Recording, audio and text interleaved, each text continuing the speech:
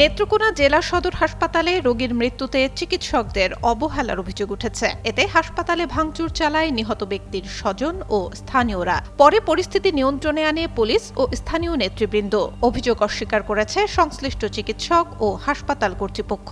রোববার রাত 10:30টার দিকে নেত্রকোনার জয়নগরে 250 শয্যা বিশিষ্ট জেলা সদর হাসপাতালে এই ঘটনা ঘটে। সুস্থ জীবন,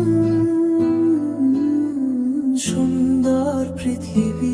নিহত সজীব মিয়া একজন পিকআপ চালক ছিলেন। স্বজনদের অভিযোগ, রোববার সন্ধ্যায় পেটে ব্যথা নিয়ে হাসপাতালে ভর্তি হয় সজীব, অথচ দায়িত্বরত চিকিৎসক যথাযথ চিকিৎসা দিতে অবহেলা করেন। এক পর্যায়ে চিকিৎসাধীন অবস্থায় সজীবের মৃত্যু হয়।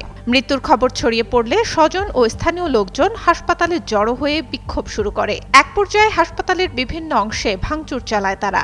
খবর পেয়ে পুলিশ এবং স্থানীয় জনপ্রতিনিধি ও নেতৃবৃন্দ ঘটনাস্থলে পৌঁছে পরিস্থিতি নিয়ন্ত্রণে আনে।